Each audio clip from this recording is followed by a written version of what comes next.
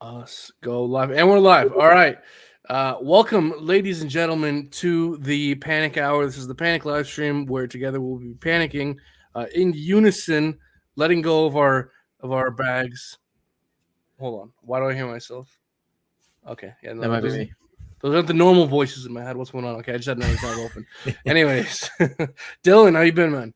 I'm doing good. I am enjoying this downward price action on Pulse. I am ready to be a buyer.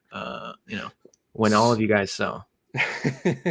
So that's the thing. I think you and kind of Buck have been famously bearish and famously kind of sitting on the sidelines waiting to see what's happening here. So I mean, we had our run up, we had our kind of 3-ish X with Pulse Chain. It corrected and kind of wicked to kind of around the day one sack rate. What do you think is happening with the price action right now? Do you think there's further dumpage? Do you think we've seen the worst? What are your thoughts? Yeah, so I think that we had our like how do you say, our FOMO top, where everyone was extremely hyped and excited that the chain had just come out, and we had like a week or two of upward price action. Okay. And now we're starting to see the decline in volume on PulseX across the board, right? We're starting to see, slow down on the chain. And we're starting to see maybe this is overvalued. Maybe we go down a little bit from here. And so, I think that'll take a couple of months to kind of actually, see that come into fruition, its true value. And then, then I'll be a buyer. I'll be buying around that time. So Interesting. So from what I've seen, looking at kind of other FAME competitors, it seems that within the first month, within the first quarter, we had a run up and a major correction. I forget like Cardano, Polkadot, Kusama, Elrond, Solana. A lot of these guys had a major run up, major correction within the first quarter. Are you thinking at all in terms of like first quarter, or is it more so you're waiting for price structure? Are you waiting for time? Like, is there a specific marker you're waiting on? Just more pain in general, more panic on Twitter? So I'm looking at more of a time Mm. rather than a specific price. I'm thinking, let's see what happens after 3 months, and then let's see what happens at 6 months, right? And then maybe somewhere in between is a sweet spot. I think that right now we're getting a lot of people just, obviously we're all trading against each other, and we're kind of enjoying the chain, right? A lot of people have a lot more liquidity than they've had for a while now, right? So naturally, people are going to sell, people are going to buy, they're going to ape into incentive token, and then they're going to ape into meme coins, right? So, I think that that'll get tiring, and then you'll slowly see that no new money is coming in, and the prices are just going to reflect that, in my opinion. So. Sure. Someone we do got to consider, guys, is even though us within our community we're all very well aware and very excited for what's going on, we are at the end of the day still a very niche community in the greater crypto ecosystem. Bitcoin is plummeting. We're still in a bear market. We're before the latest Bitcoin halving. It makes sense that things would be crashing and burning. And I wanted to bring it up later. Since you mentioned, I'll bring it up now. And of course, we'll delve into everything that's going on with your sort of things with PHUX, PHAME, and PHIAT. But incentive token, there's been some debate about the merits of incentive token. I don't know if you've caught some of what I've been up to lately on Twitter. I've been getting in myself. Oh yeah, with Funding Gym. Yeah, I've been reading a little bit about that. Yes. Okay, yeah, I got into a kerfuffle with Funding Jim Breeze and seemingly hundreds of other people. Yeah. So what was his take? What was the whole spiel that went down there? Okay, so I started off by genuinely asking on Twitter why people liked incentive token, because for me it was very self-evident that incentive token was clearly the worst option out of all Richard, and this is my opinion, you go on and disagree with me, was the worst option of all hex Richard Art cryptocurrencies. Like the one time Richard bothered to describe the tokenomics back in the bear market, he could not have been more wildly dismissive towards it. It honestly seems to me like the only two people who understand that incentive is inferior is me and Richard Hart. That was like my impression. So I started asking people on Twitter, and I was very unimpressed with the answers I was receiving. I was ultimately making the argument that I think that while yes, incentive token can perform well in a bull market due to correlation, positive sentiment, yes, whales hodling, and just the uncertainty in general. I grant all that. It does ultimately seem to me that incentive token fundamentally is only given out currently to people who provide liquidity. People who provide liquidity are highly incentivized to sell that thing if they want to mitigate the risk of impermanent loss. So you're essentially giving out a token to people who are highly incentivized to sell it if they want to mitigate risk. Now, they may choose not to. People like accumulating things, that's all well and good. But no amount of tokenomics can escape the fact they're giving this thing to people who are incentivized to sell it. And so, given that, I think Pulse Chain, PulseX, and Hex, who are all having giant dips, seem to me like a better option. People like Funding Jim, came and said, "Hold on, Brandon, you don't know these things for sure. You shouldn't speak in such certainties. This does have some interesting tokenomics of scarcity. This could actually be."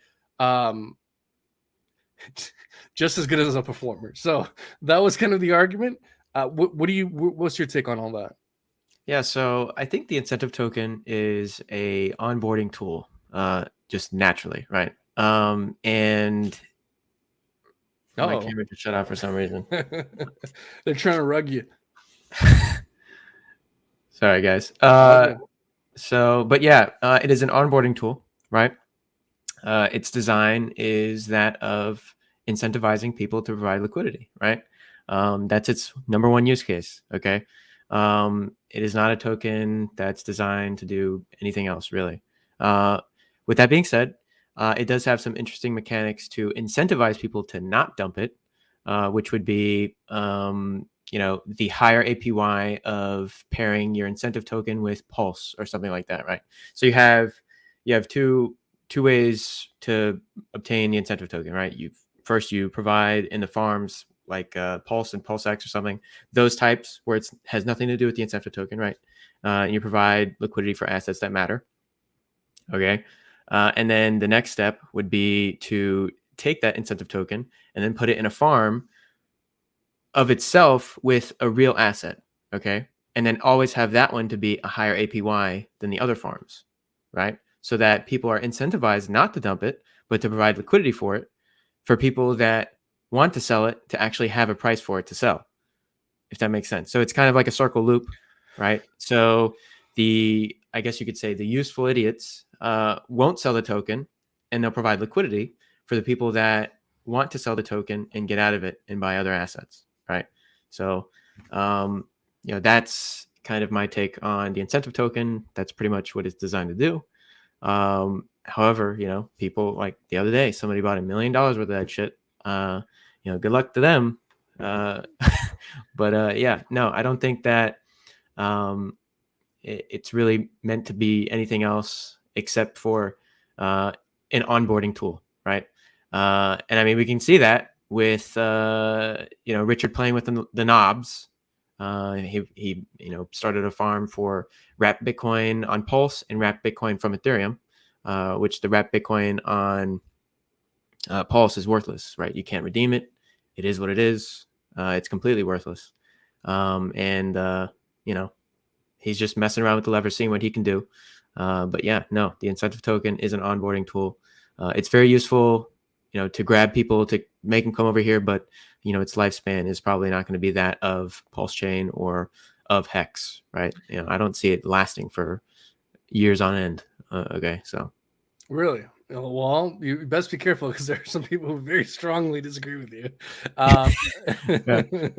on Twitter. And look, my ultimate thing was unfortunately, people were. I was getting a bit triggered by some of the very low quality arguments, and so Yeah. I did kind of get into a bit of a spat. But look, my thing is like, I really just don't see this thing long term overperforming or even performing comparably to something like Pulse Chain. So if you have dry powder to deploy, deploying it to Ink when you have Pulse Chain, PulseX, Hex, EX, PHEX, Fiat, Time, all these other things that are going to launch. It just seems to me to be an efficient use of capital. But hey, I was like, I could be wrong, I guess. We'll see. Yeah, I totally agree with you, man. I think, you should, okay, so an interesting also metric that we have to also consider is that we have a V1 and a V2, okay, for PulseX, right? And last I checked on V2, that's where you can actually make money on your liquidity farms, but you don't make any sort of incentive token, rewards. It's all on V1. And I have my own personal feelings about that. Can you share those? Because I'm curious, because I have a take as well. I'm curious what you think. Well, I just think maybe it's to do with greed. That the liquidity farms haven't gone over to PulseX yet, or I'm sorry, onto V2 yet. But Read on whose part? well, on the guy making the farms, I suppose, right? Keeping the massive amount of buy and burn going on V1, perhaps that's to do with greed. I don't know. Maybe it's to do with technical issues where, they had to relaunch PulseX. Maybe they can't integrate this new token with the new contracts. I have no idea.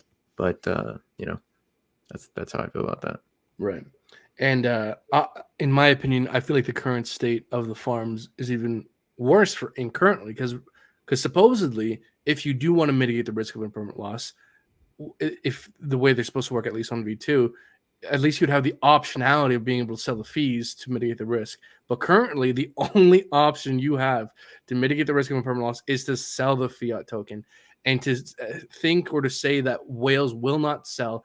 We've seen whales sell hex at arguably silly prices. Rackham just sold how many millions worth of Pulse Chain. To say that whales won't sell is silly.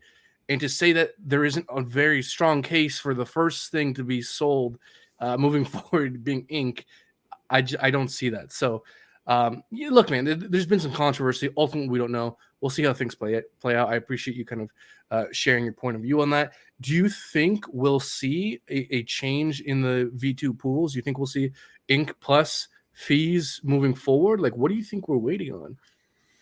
I know it's just speculation, but do you have any opinions there?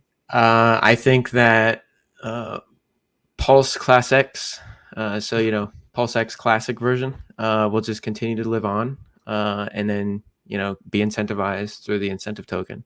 But you're going to incur some impermanent loss because all of your tokens are being used, like not only like the liquidity pool is being used to buy up PulseX, right? So you're incurring loss. Okay, you're not getting any of the fees. Just all of the fees that are incurred are just being used to go buy the other token, right? And it's silly. If you're not selling the incentive token, you're just slowly losing money on your bag, right? That's, I don't know. I don't like to do that. I like to make money when I'm providing liquidity. So that's just my take. But that's horribly unreasonable of you.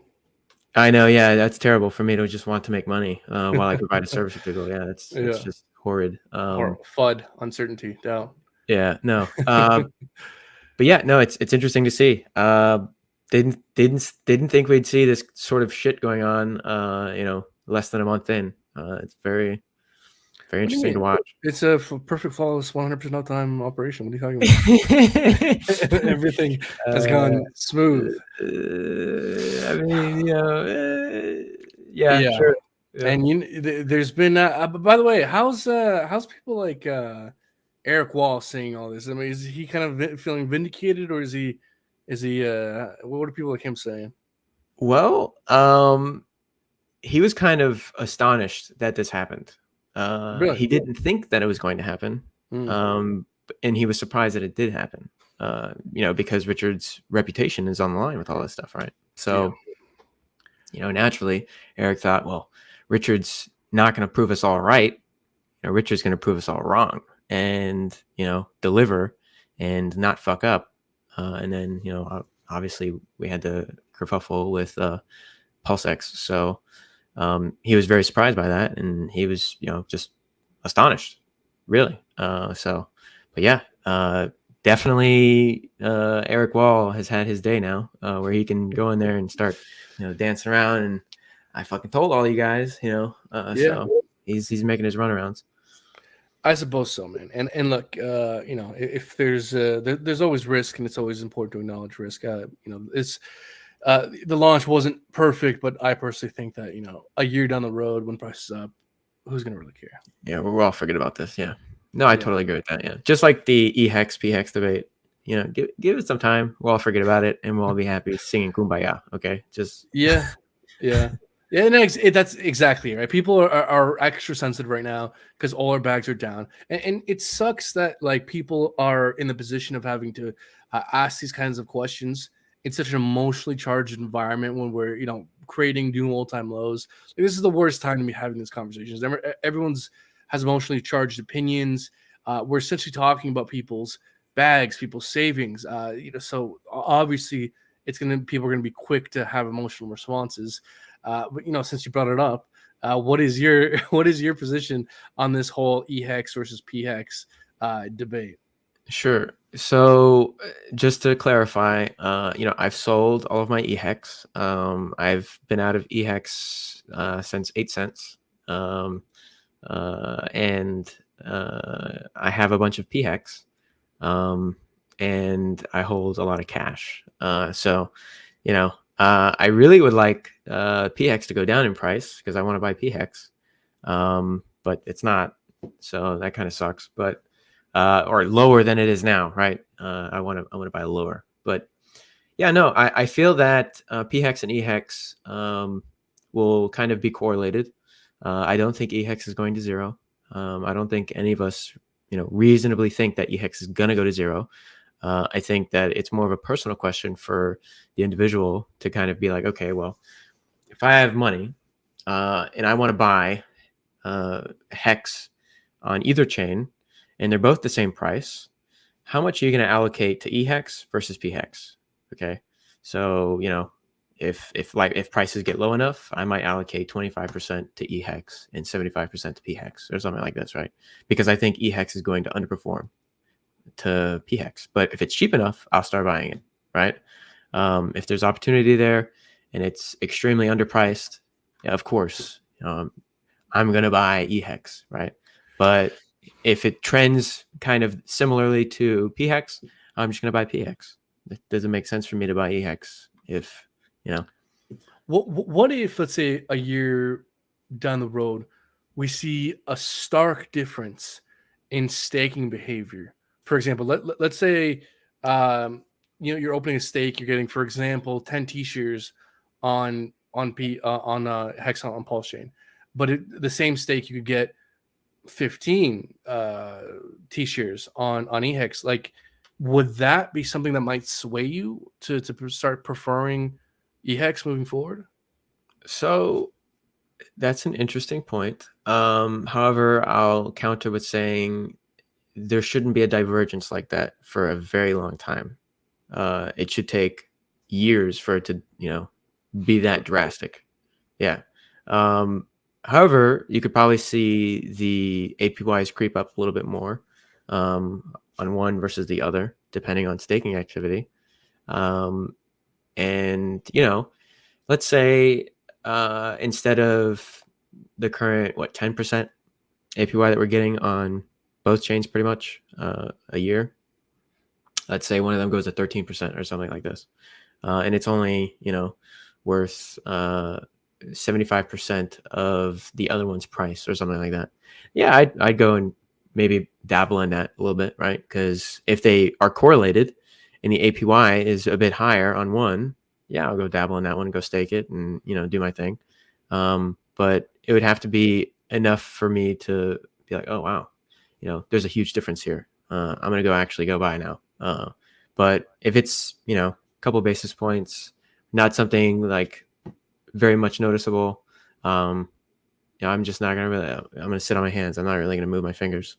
So Right. That does make sense. Yeah. Yeah. For me, in all honesty, I think the one of the big reasons why it might make sense, and I did sell a majority of my EX, was because of that LP on on Pulse Chain to PHEX. That's been a really great pool. Oh, the liquidity pool? PHX farm. The PHEX to Pulse farm. Oh, okay. Yeah, I'm just saying that for me, that's been a very lucrative farm for myself. Oh, okay, right on. Yeah. Yeah, so that was kind of just the thing that made me pull the trigger on that. Like, it was an open question, but that was just kind of the thing that kind of made me pull the trigger. And so I've been very happily dumping my ink for things I like fiat and time. I've been accumulating fiat like a madman, dumping ink as fast as I can. Good man. Yeah, in anticipation for some of this, because unfortunately for me, looking back at it, I think Fiat was one of the first projects doing a sacrifice phase. Am I correct? Like, it was Liquid Loans, and then shortly after you guys. Am I remembering things correctly? No. No? Fiat was kind of a laggard in that space because we had Liquid Loans, we had Mintra, we had what else? The Hurricash thing. We had KG's thing, which happened right before us. We had a couple of rug pulls. Maybe the up token thing. Yeah, shit like that. That's one I never looked into. I should probably do that. But anyways, my point was, now that you bring that up, I remember I was feeling a bit like sack exhausted, which was so unfortunate because in retrospect, I wish I would pay more attention because I think it's very interesting. Now, thankfully, I did get it on Fame, and I've been accumulating fiat. Like I said, I kept my e-fiat as well, because I think e-fiat is very interesting, man, because it's a large open question to what extent we'll see, especially in the coming months and years, correlation between these two, right? Like, they might not move the exact same, they might not have the exact same pumpage. Like, it's obvious that there might be more demand for the Pulse Chain version, but due to sentiment, arbitrage opportunity, there might be some degree of correlation. So it'll be interesting to see how much that plays out. Not only that, but I believe the e-fiat, I don't believe, I'm looking at the fucking chart, is I think roughly 3 times cheaper. Like, the market cap is 5.9 million for e-fiat, p-fiat's 15.3. So I'm definitely deploying my dry powder towards fiat, but my point is that it's kind of an interesting. It's interesting to have this choice right now of the cheaper thing that might pump less, but we'll see if it's correlated, kind of thing. So why don't we kind of delve into some of what you guys are up to now? One of the reasons that I kind of reach out to you guys specifically now is I heard that you guys are kind of speeding up your timeline and launching. I believe which crypto or what project are you guys launching soon? So we're launching a balancer fork for Pulse Chain, PHUX, called PHUX. Yes. And we think that that's extremely useful for the community, for things like having multiple, like more than 2 coins in a pair, for liquidity, right? There's plenty of examples in the community. You have all of the Maximus stuff, Maxi, Deci, Lucky, Trio, and Base, right? And all of those basically don't have very much liquidity, and they are kind of stagnant at the moment. Where if they were all in a pool together, versus instead of all of the whether it's Hex or USDC or whether it's Pulse, all of that can be consolidated into one pool and be rather liquid, rather than being all separated amongst themselves or trading amongst themselves, kind of being rather illiquid. It'd be very useful to find a price between all of them with one asset that has value, right? So they can all, you can go in and out of them, you can trade amongst them, they can find their real price, right? And maybe we can get a nice little curve that kind of reflects how we actually price these things. That would be cool to see.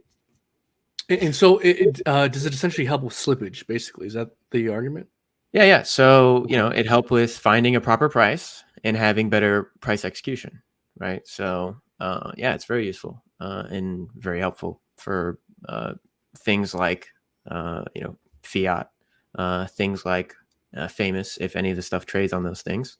Having proper pricing and having sufficient liquidity is excellent when you're, having these things, right?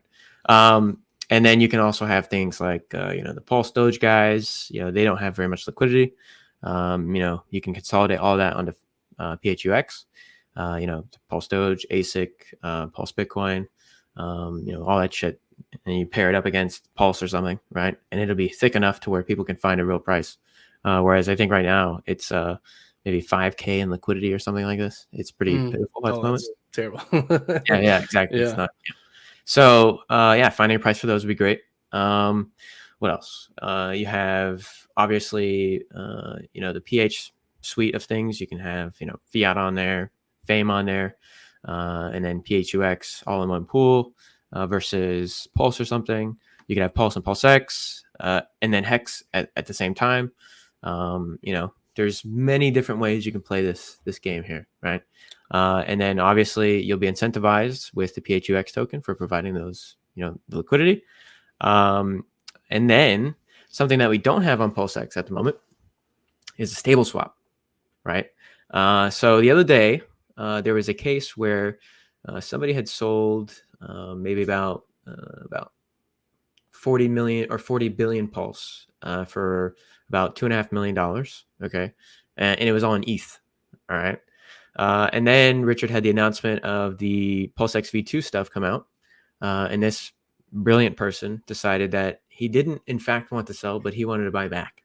And so what he did was he went on Ethereum and he chopped up all of his ETH into DAI, USDT, USDC, and wrap Bitcoin.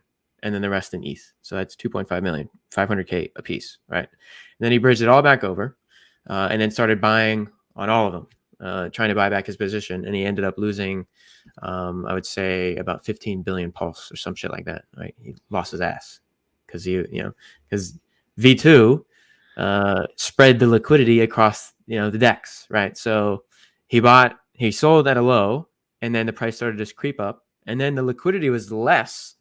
So, and he tried to do it all at once. So he ended up losing his shirt, which is just poetic, actually. So you love to see that. So yeah, that happened. So much Pulse. Yeah, there's a lot of fucking Pulse. Oh, man. But yeah, so that happened. And that would be great for that guy if he had a stable swap pool. Instead of having to go over to Ethereum, he could have just done it on Pulse and saved himself that what was it? It's a 30 basis point fee going in and out of the bridge, right? So he could have saved himself some money on that and then done a cheaper transaction on PHUX to kind of spread his wrapped ETH, wrapped Bitcoin, and then all the stable coins, right? So he could have used something like that on PHUX. He could have done that, right? And that would have been good for him. He would have saved money. So yeah, that's something that Pulse Chain doesn't have. You can obviously find opportunities at the moment on the market regarding stablecoins. Like very early on, there was guys that were extremely lucky and won the bridge lottery and made a free 2x on their USDT. I don't know if you were lucky enough to get that, but I didn't have any funds stuck on the bridge or anything like that, so I didn't. I got some kind of value, which is actually really nice. It was cool to see that it wasn't quite a 2x, but it wasn't nothing either. I forget exactly what it was. I was doing a lot of swaps, but I was like, it's not nothing. Like that's cool. Yeah. So when USDT was $2, right, you had your pick of the litter. You could buy whatever you wanted, and it was 50% off, and that's fantastic, right? So and the prices were obviously low at the time as well, so that was even better, right? So yeah, that was pretty cool for some people that got that. But yeah, when you get these stablecoin swaps, the margins for these types of opportunities, they thin out, and the market is a lot more I'm missing the word here. It's on the tip of my tongue. Efficient, right? Because you have better pricing across all of the markets and stuff. So, right. And so, so is the idea when you're providing liquidity on PHUX to have fees plus rewards in PHUX? Yes. What a novel idea. Both of those features. Yes. It wow. was. That's crazy. Oh, wow. Yes. That's cool to see. Any audits? I believe the team has been getting some audits. I'm not sure. I think it's from Certec, if I'm not mistaken, which they also audited Fiat on for Pulse Chain and Ethereum. So Is it a? Sorry to interrupt you. What were you saying last? Before I interrupted you. yeah, Oh, you know, yeah, I'm pretty sure we're getting audits. Yeah. Oh, okay. Right on. Do you know if it's a security audit or if it's a like economic audit? Do you know? Or It would be probably code. So I'm not a technical guy. Sure. And that sort of, this question is above my pay grade, but I'm pretty sure, it's a, security audit and everything like that. Everything's kosher and, no exploits and stuff like that. So now I gotta ask you, man. So why the sudden change in kind of pushing to launch sooner than previously thought? So I think the mindset of Buck on this one was to kind of capitalize on the issue with PulseX, right? So being the DEX that actually pays you fees was the kind of like, all right, boys, we have this opportunity here, let's seize it, right? And so he was trying to push for that. And, obviously Richard had updated PulseX, and now we have two versions, one with fees and one with incentive token. So, I guess we can still seize on that and hopefully launch before everybody else, DEX wise, and kind of corner that market as well. But, it's not that market will be oversaturated, unlike, the lending market that we have kind of, cornered in margin and stuff like that. So, but yeah, also something I haven't mentioned is all of you guys are probably going to get free PHUX tokens, which is fantastic, right? Ooh. Now, the specifics of this have been very, what should I say? Very secretive or very broad, or, just we don't know. I don't know. Buck knows, but I don't know. Who all gets the airdrop? I have no idea. I don't know if I believe this. I swear to God, I don't know. Okay, what if I just mention potentials and you could just kind of wink, as I go through the option? So I'm pretty sure everybody that's watching or involved in the Pulse Chain community is probably going to get some tokens, right? Okay. All we know is that if you're earlier and bigger, you get more coins. So that's pretty much all I know. So if you're, there'll be claim periods, I think weekly or daily. I'm not 100% certain on this stuff. But yeah, so when those pools open up or the airdrop claim period starts, if you're a bigger guy. Trial. It's the woman's voice again. Are you back? Hold on. Can you hear me? Yeah, I can hear you now. Okay. Yeah. So sorry guys, my mic. I'm literally gonna take this shit out to the yard and fucking shoot, dude. This is ridiculous.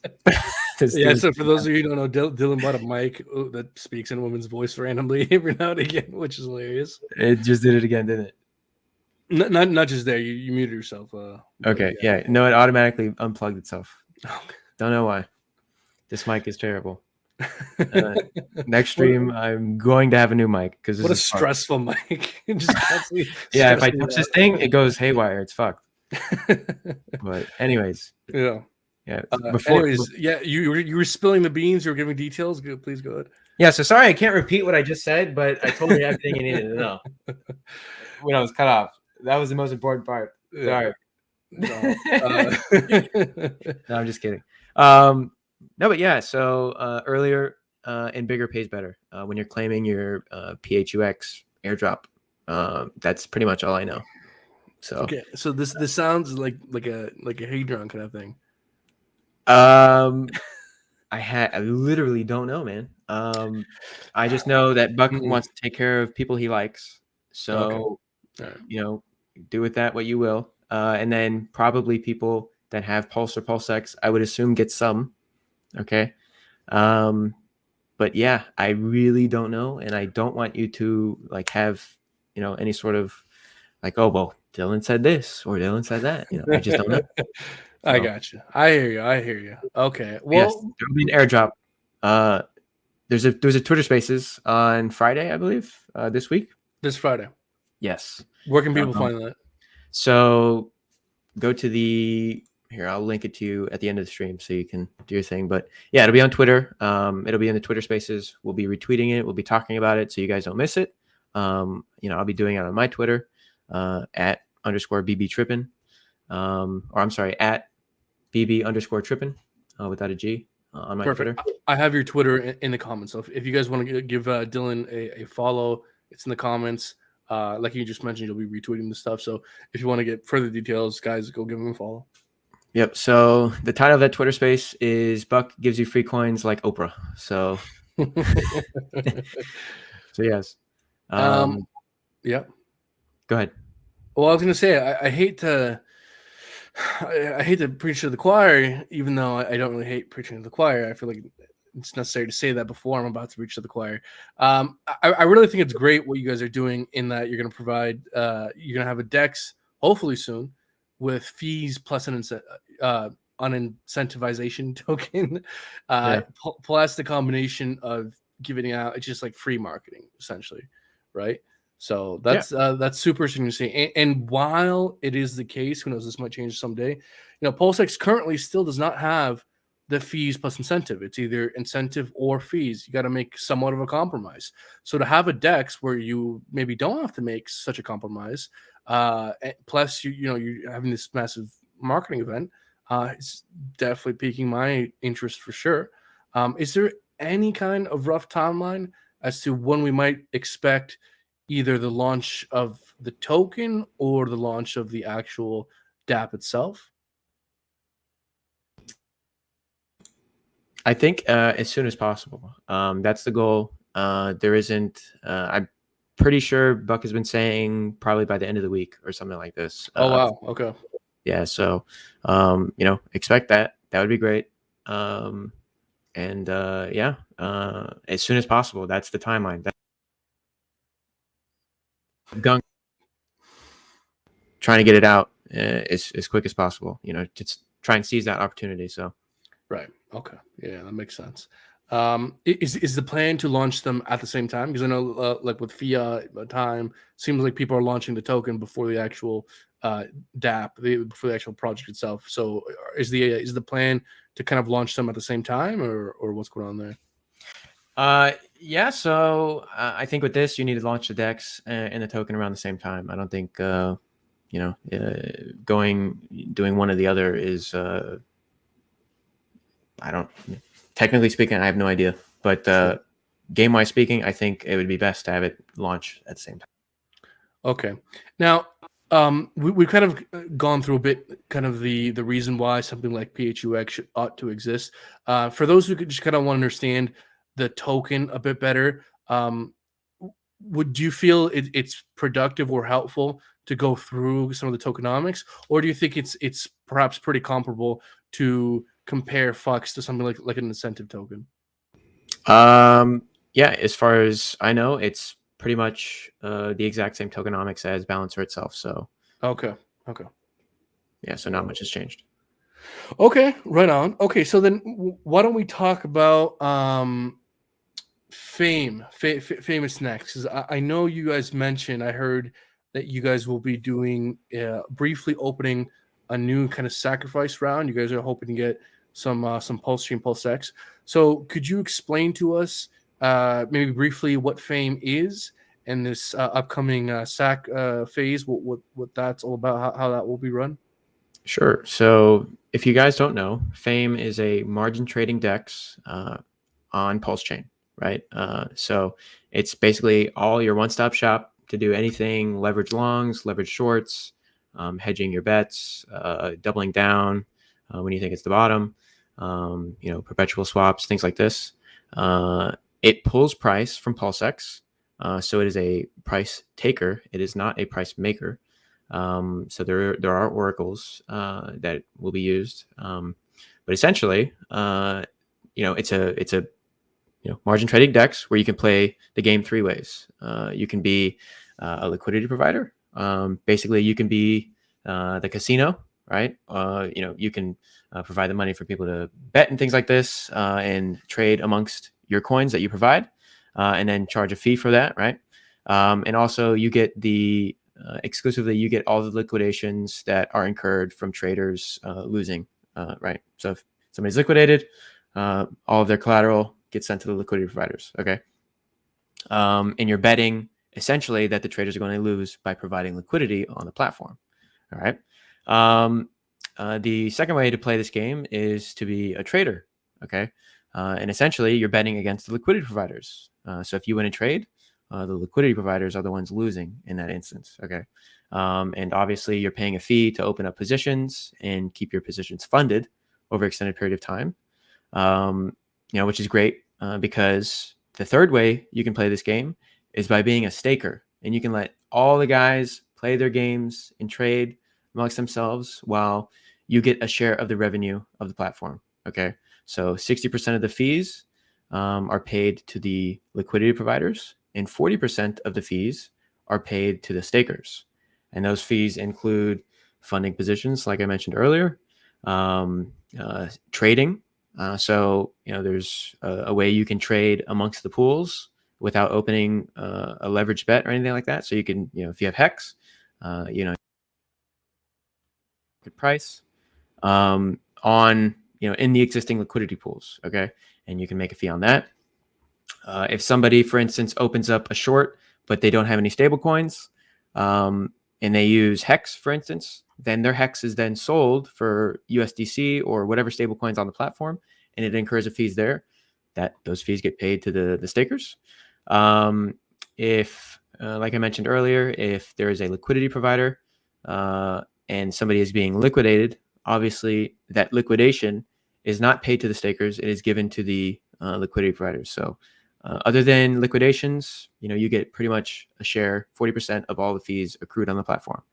And the platform that we are forking, which is GMX, had produced, I believe, about $140 million in revenue over the past year, which is incredible for a DeFi application, right? That's pretty impressive. They're launching the bear market too, Exactly, yeah, throughout the bear market, and their token did extremely well throughout the bear market as well. It was one of the darlings of DeFi this last year.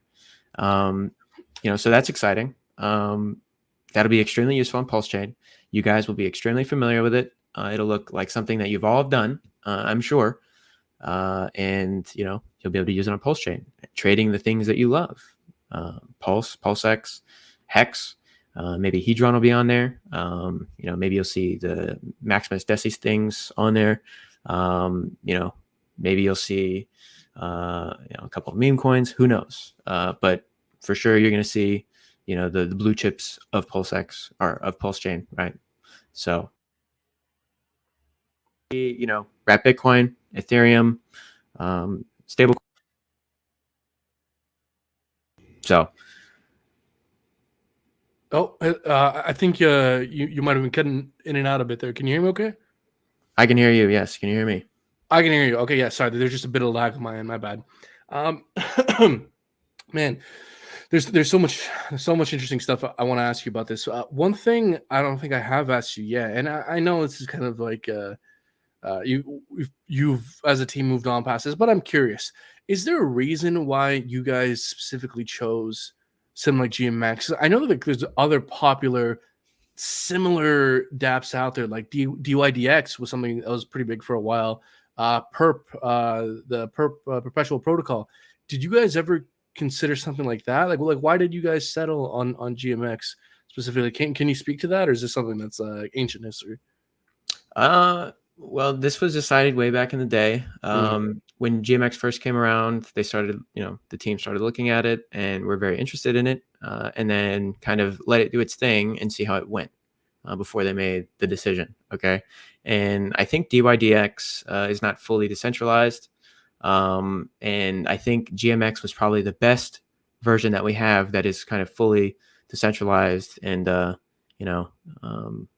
of more fitting to our, the direction that the team is trying to go. So okay, that makes sense. Yeah. Yeah. So, with that being said, it also had a revenue sharing model. It's a little bit different than our model, but it does have cash flow and it does pay out Ethereum, I believe. So yeah, I think that's one of the other reasons as well. So Okay. It kind of goes with the ethos of revenue sharing pretty much for everything with the pH associated with it. That's a great answer. And by the way, this is one of the things too that tipped me over the edge. And when it comes to not just sacrificing for some of these projects launching on Pulse Chain, but also accumulating them once they're live, is the fact that I think some of the risk of diversifying to some of these newer ideas is mitigated by the fact that you're earning an interest in the main thing in Pulse Chain. I think that's a giant risk mitigating factor is that you're earning an interest. So I'm looking at the GMX website right now, and so in Arbitrum staking, GMX earning around 2.7%, and for the GLP token, which is a liquidity provider token, it's hovering between 9 and kind of 12%. So I suppose that gives you an idea of what's theoretically possible. Although, again, when Pulse Chain launched earlier on, volumes have been dying down, but we were number 2, number 3. So, this is definitely, at least in my opinion, an ecosystem that has the strong potential, especially longer term, to overtake the volume of something like Arbitrum, especially Avalanche, moving forward. So, these kinds of, while it is kind of the closest thing we can refer to in the real world, you got to understand that these things are volume based. And so as we get closer to the bull market, as Pulse Chain gets further adopted, the more volume, these rewards can definitely change. Now, I did want to ask you about the liquidity provider token. Could you kind of briefly explain a bit how that works? Like, how do you get that token? I remember asking about this last time, just for the people here. Do you think you could briefly describe how you get that token?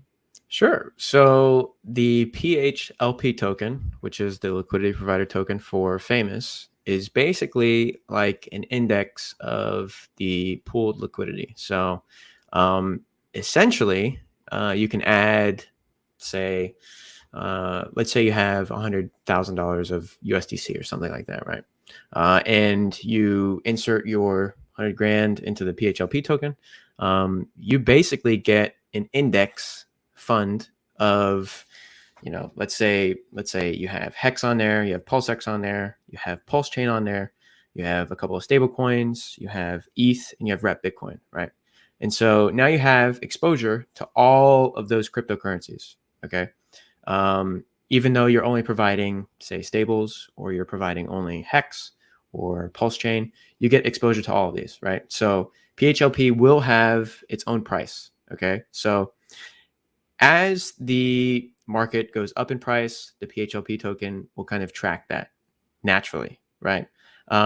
If the liquidity providers have, say, a winning streak, obviously the PHLP token will also go up in price because you can redeem it for more stuff, right? Because your APY is creeping up because people are losing, right, when they're trading, okay? How inversely, the PHLP token will decrease in value if traders are winning on a winning streak or something like this, right? Because your liquidity is being extracted. Makes sense? So it is probably a less risky bet than to trading alone, but it's probably it has its cash flow. It has a price kind of tied to all of the assets that are in the pool. Obviously, I think 80% of the time traders lose money anyways. So, there's also that going for it. But yes, it's basically an index where you get exposure broadly and are diversified with all the tokens that are being provided on the platform itself. Okay. And not only that, but I didn't mention this earlier, but when you are staking, you're getting your payments or your yield in all the things that are being traded, right? So if people are short, you're going to get stable coins. If people are going long Hex, you're going to get Hex. If people are going long Pulse, you're going to get Pulse. If people are going long PulseX, you're going to get PulseX. And you're going to get a nice diversified basket of yield just for being a staker, passively accruing those fees as revenue is generated and coins are traded. So that's also pretty exciting too. So that's actually super, super interesting. So it's essentially kind of like an index fund / ETF that kind of tracks the greater movements of the market, but is also affected by who is more or less winning day to day, traders versus kind of liquidity providers, sort of thing. Yeah, pretty much. Yeah, that's That's a good way to look at it. Yeah. Interesting. And then like you also mentioned, so one day you might be earning more in stable coins, but the next day you might be earning more in X or whatever, for example. Correct? That's Yep. All depends. Okay. Super interesting. And that's generally the thing too that kind of tips you off. Like typically the higher in APY, APR you're earning in something, kind of usually the higher the risk. Because with GMX, I suppose you only have the kind of the risk of whatever the market's currently valuing it at. There's less of that added risk of the trading behavior, kind of day to day sort of thing. If I'm understanding correctly. Yeah. So there's risk of impermanent loss as being a liquidity provider. It's not as similar to impermanent loss like being a regular liquidity provider. You could see an instance where you end up with a lot of hex and a lot less stable coins, but you also still have your Pulse or PulseX and your wrap Bitcoin and shit like that, right? It depends on which trades are being won, which trades are being lost, what's being opened, and obviously what's being closed. So it's a little bit complex, but essentially being a liquidity provider is like being in a nice index fund of all the things that are trading on the platform, which is pretty cool. Do you think we'll have a slow rollout, meaning we'll see kind of low, fewer options, smaller leverage, and as time goes on, that'll kind of increase more cryptos you can trade and higher leverage, that kind of thing? Is that sort of the plan? Yeah, so I would kind of take note of how probably PHIAT platform launched and how it was very limited in the beginning, and then after the fork, it's less limited, but it still has its restrictions.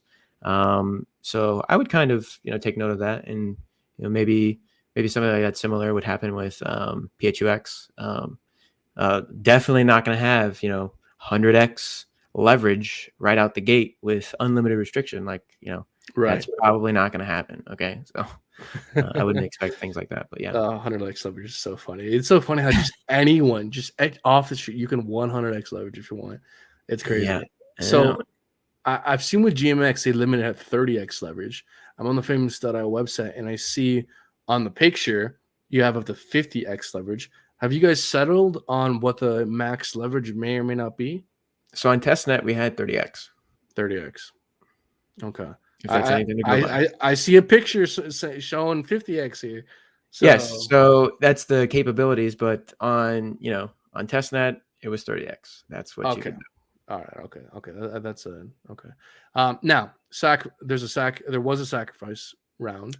The famous early bird sack went extremely well, and we hit the target of 10 million, and that was an early bird sack to kind of raise TVL for a fiat on Ethereum. And by participating in that, you also got a free coin called ePhiat along with your famous coins. Okay. And so obviously ePhiat has launched. It did very well. It is still, a free token for everybody, and you can still extract liquidity out of it. Excellent. Okay. Now, right now, if you were to do a sack before this next phase opened, it would just be for famous. It would basically be on pool B, and that's that. It's essentially closed, but it's still open if you look for it. Right now, this opening of the this more official one that's kind of on the low, and Buck wants to be very quick and very limited. He hasn't given a specific target, although it's over 1 million, right? And that's just for Pulse and PulseX and stablecoins if you really wanted to, right? And that reason is to get some liquidity for PHUX and Famous and Fiat on Pulse Chain. So that's the purpose of that.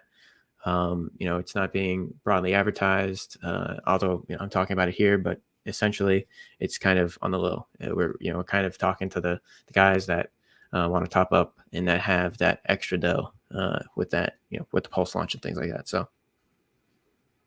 Okay, right on. And so for people who are curious about Famous and potentially entering the sacrifice, this new sacrifice round, is there anything you can tell them in terms of how to kind of stay tuned, how to follow updates? Yeah, so you can join the Telegram, t.me/famousx, if I'm not mistaken. Let me double check that for you real quick. Yeah, so t.me/PHAMOUSX, famous X. If you want any sort of updates or what's going on, just join the Telegram. Interesting. Okay, and just to clarify as well, so the Fame token is not gone live, correct? Nope, it is not live yet. Nope. It'll probably be. I think the time frame is 45 to 60 days, if I'm not mistaken. Are we launching alongside the platform, likely? I do not know the answer to that. Okay. All right. And then I think Fiat will also be, the platform will be live around that time as well. Okay, so 30, 40 days from Pulse Chain launch, you're saying? Yes. 45 days to 60 days, yes, probably. Yes. 40 to 60 days. So maybe 30 days now from here, but I'm not privy to exactly when. So I'm giving you rough estimates that I've been hearing. So I hear you. And look, I appreciate your willingness to attempt to answer some of these questions, right? There's reasons why your team does not want to give certain expectations and all this kind of stuff, and people want expectations and all this kind of stuff. So I appreciate the position you're in and your willingness to answer the questions you can.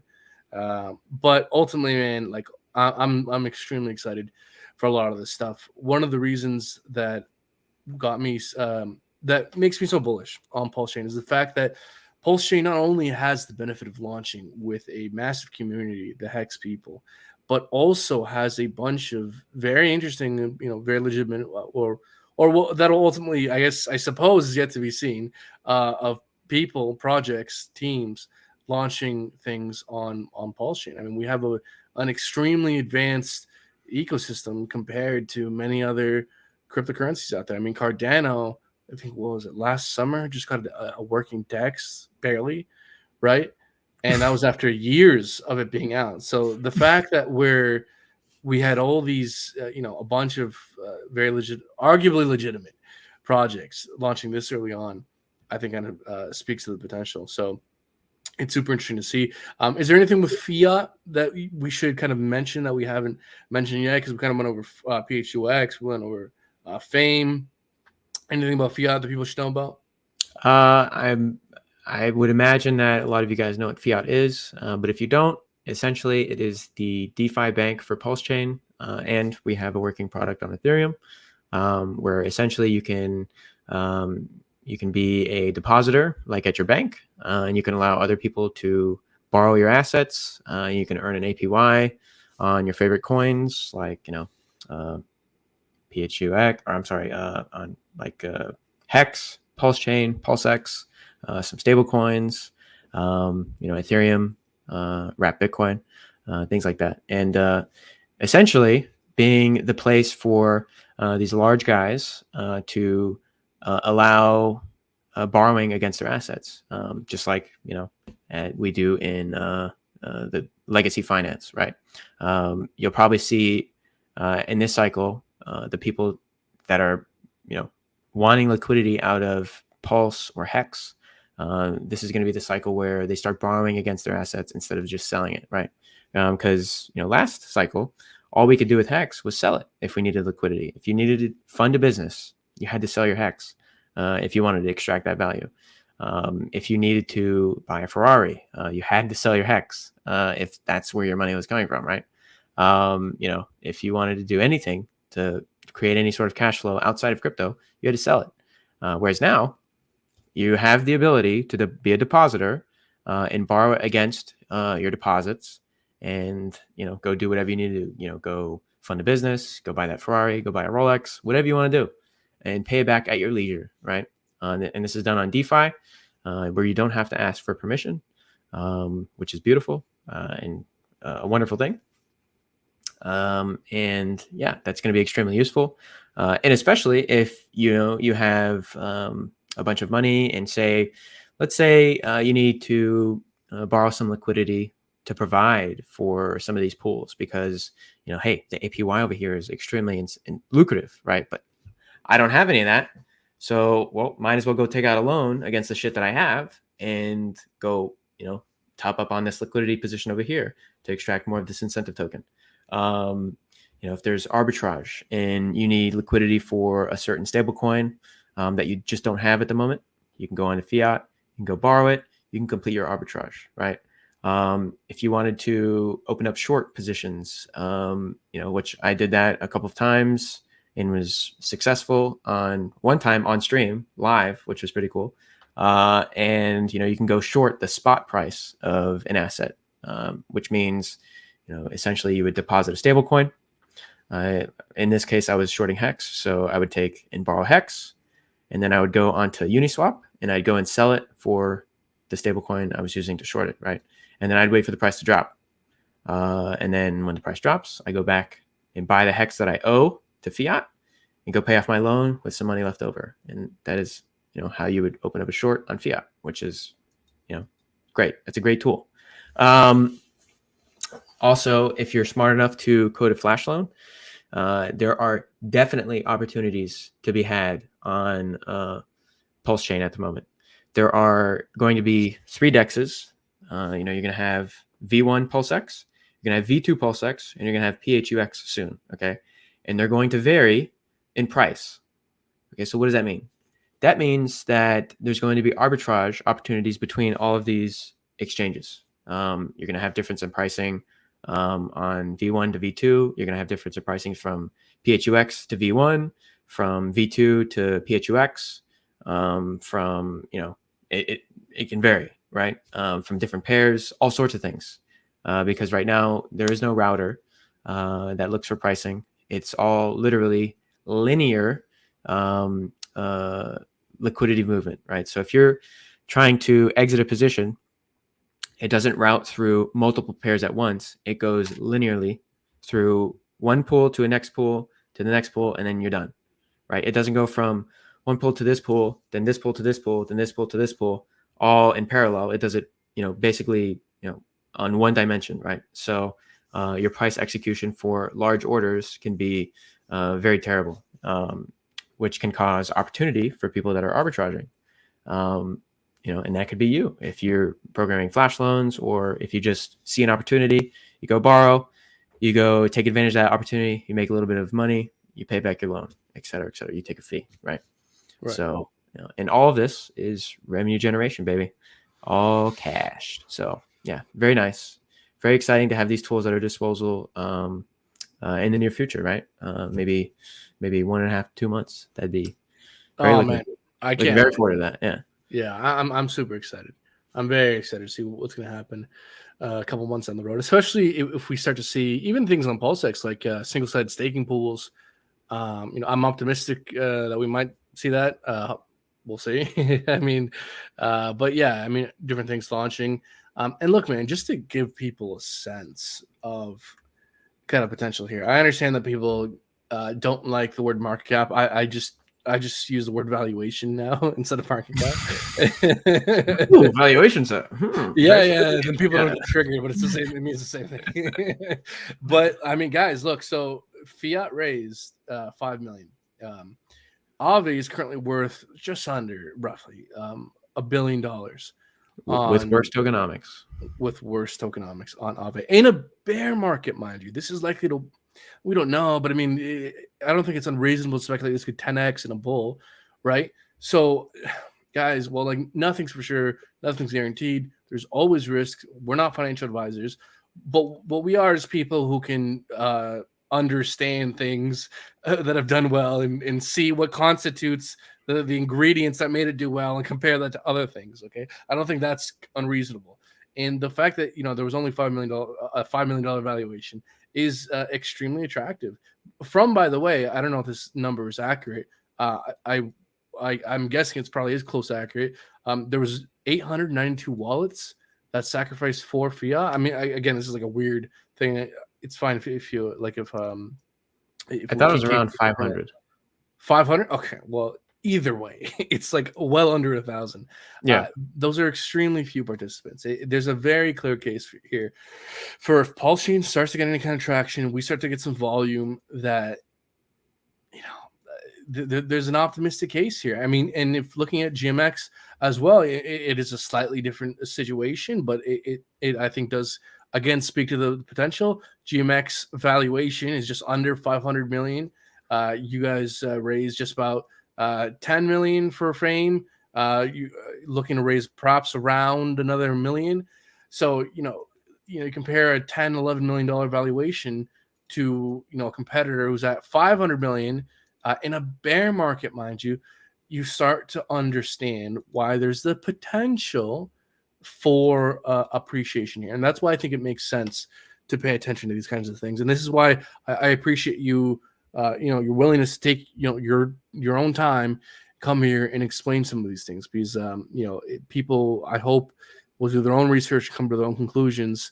And, if these things end up getting any kind of traction, we can see there's a case here for adoption, among other things, for sure. Yeah. And, you have to probably take into account that people that are trying to value, like say eFiat and fiat at the moment, because those two tokens are trading at the moment, right? They're kind of trying to guess what the future revenue will be for the platforms, right? Because they are going to generate some sort of yield between borrowers and lenders. Okay. And so the initial launch of, eFiat showed us that, the revenue was pretty scarce at the beginning, right? And it still is. Okay. But in the future, that might not be the same. You could probably see an uptick in fees once people truly understand what they're doing, once, say, some of the more limitations or restrictions are lifted. You could probably see an uptick in use. The other day, somebody opened up a $10,000 short on Hex, and I'm not sure if they paid it off yet. And that was maybe, I would say 4 days ago. It was, let's see here. It was June 1st. So maybe they've had it open for 4 days. I'll be generous and say June 1st. And so they're paying a fee to borrow those tokens, the Hex that they borrowed, to the people that are depositors of the Hex, right? And slowly, as more people understand how this works and more people start to speculate or arbitrage, even, like there was an opportunity where if there was a stablecoin like USDT, I mentioned this earlier in the stream, where USDT was overvalued, okay, but you didn't have any USDT, right? If fiat would have existed on Pulse Chain, what you could have done was, because you can't buy it because it's obviously overpriced, right? What you could have done was go on fiat and go borrow some USDT and take advantage of that arbitrage, right? You're going to be able to do things like that for mispricing in these dexes, because those are things that are going to happen continuously until people stop doing retarded things like sell all into Ethereum and then try and get back in with all of the different stable coins all at once, right? That'll never happen. Yeah. Yeah. So there's going to be opportunities out there, and you're going to be able to seize those opportunities, and people are going to take them. People are going to use flash loans, and obviously that's going to generate some revenue. So, yeah, I'm excited for this stuff. I'm excited to use it myself. I want to make some plays, and that's going to generate some fees. Yeah, man. I'm super excited. I'm excited to stretch out my my degen trading legs. I haven't I haven't degened out in quite a minute, but I most definitely will with a small portion of my portfolio in very reasonable, low frequency, whatever, low leverage kind of ways. But man, no, look, there is demand for these use cases. We see that demand on Ethereum. We see the demand on Avalanche, on Arbitrum, and we're likely to see a lot of that on Pulse Chain. You guys are building out some of the biggest DeFi use cases on Pulse Chain. You're the first market in doing so. And so I find it incredibly interesting, not just the potential to use these things, but to, hey, be a part of the bank, right? Be a part of the casino yourself, because ultimately most people do lose when it comes to trading. You know, the house does have an advantage, and to be have the potential of being, you know, owning a slice of the house is extremely intriguing. Yeah. I'm super excited. My only regret is I wish I could have sacked more, obviously. But hey, we have the, you know, for those interested, upcoming opportunity potentially with PHAME. We touched on a lot here, man. Is there anything we missed that, you know, the people ought to know about? I think to kind of sum this up nicely, perhaps would be kind of be patient. Yeah. Yeah. Yes. Totally respect you, Brandon. You know, do your thing over there, buddy. Brave and powerful. Thank you, brave and powerful. Yes. The new WEF liaison. Brandon, you guys. Yeah. NAFA.org, the National Association of Advanced Fat Acceptance. It's real, dude. It's so beautiful. It's real. Yeah, I don't know what you did, but sure things are. Oh, I'll leave a link in the comments. You can check it out. Yeah. So, you know, I wouldn't get too excited. You know, I'd be very patient with Pulse Chain and PulseX regarding price. I'm personally sitting on my hands, and I'm going to be really greedy. I'm not going to buy this shit anytime soon. I'm going to kind of wait maybe months before I accumulate any of this stuff. I'm really looking to snag a lot of PHEX if the price is right, but we'll see. And when these tools open up, you know, it'd be nice to see a sort of like a defibrillator, you know, just putting a shock to Pulse and PulseX, kind of revitalizing it, bringing in new volume, you know, opening up more speculation, and just kind of, you know, making the chain more lively. That'd be nice to see. And I appreciate that, Dan. Dan's probably watching the stream. Oh, the mic. Fucking mic, dude. Yeah, I love Dan.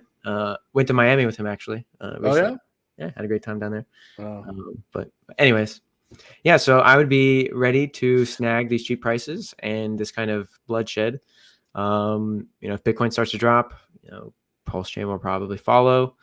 And not only that, but, you know, you can obviously see the decline in volume, which will probably continue until, you know, until markets, meaning crypto, starts to come alive again. Because it's not only the DEXs that are decreasing in volume, but all of these centralized exchanges have been decreasing in volume for months on end. Oh, yeah. Yeah, so their revenue has been drying up. They're listing fucking Ponzi's. They're listing, you know, meme coins, all sorts of dumb shit, right? Just to kind of bring back that cash flow, which they're lacking. So I don't think PulseX is any different. I think we're all trading amongst ourselves, and then we're going to get bored in about a month, and then you're going to see, you know, the real volume numbers come out, and it might be dire. But at that point, you probably might want to buy. So, you know, I look forward to that. But I'm very glad you brought up this pessimistic attitude, because it's because a lot of people don't want to hear it, but yeah, hey, people need to hear it. It's extremely productive. It's far better to have a conservative, pessimistic attitude and be pleasantly surprised if you're wrong than the other way around, than just to be ultra max hopeful, you know, we're going to do a 90x in the first 30 days or 90 days, and then be wildly disappointed when, you know, the opposite happens. So I do think this kind of attitude is extremely important, especially since I think so many people last cycle got burned by, you know, $1.50 hacks, and with you know, 300K Bitcoin, all these myself. Yeah. I was drinking the punch bowl. Yeah. I think we all dude. everyone had these wildly optimistic predictions, and everyone got burnt to some extent or the other, depending on what extent they bought into them or not. And I think moving forward, having a far more conservative outlook, and then hey, if you're pleasantly proven wrong, great, is far more better for your one's personal psychology than to just hope we're gonna get that 10,000x, and if we only get a 100x, you're like wildly disappointed, right? Yeah. So Totally it's agree with that, man. yeah, completely agree. So look, man, I left your links, your socials down in the description below. Is there anywhere else where people should follow you, can follow you, all that good stuff? Plug your stuff. If you need to DM me directly, the best way to do it is not on Twitter. It is on Telegram. And my Telegram is t.me/Hexistany, HEXISTANY. You DM me there, and I'll probably get back to you. If you DM me on Twitter, I'm probably going to miss it because I have notifications turned off for Twitter. So, but yeah, follow all of our projects, which are listed below on Twitter. Join the Telegram. For Fiat, it's in my name here on stream. Join in there, ask away. If you have questions and you are a large investor, you can go DM Buck. You get the white glove treatment, right? If you're just a regular guy, just looking for some answers, just give me a DM, and I'll help you out as best I can. But yeah, I think that's it. Stay tuned for PHUX airdrop because everyone's gonna get free tokens, apparently. Stay tuned for that, right? And keep an eye out for the preceding PH and Famous launch, thereafter. So, but yeah, thanks for the stream, man. Thanks for inviting me. Oh man, thank you for coming on. It's super exciting stuff. I'm very excited to see how this ecosystem develops as well. You guys have that Twitter space, what, this Friday? I believe it's Friday, yes. It's Friday? Okay. Friday, it should be about 5 p.m. Eastern Standard Time on Friday. Okay, right on. I'll be tuning into that. If you guys want to find out more, I encourage you to do the same. Guys, this was a great stream. Everyone, thank you so much for tuning in. Dylan, thanks a lot. Viewers, thanks a lot. Everyone, like and subscribe. We'll wrap it up here. Until next time. Take care, folks. Thanks.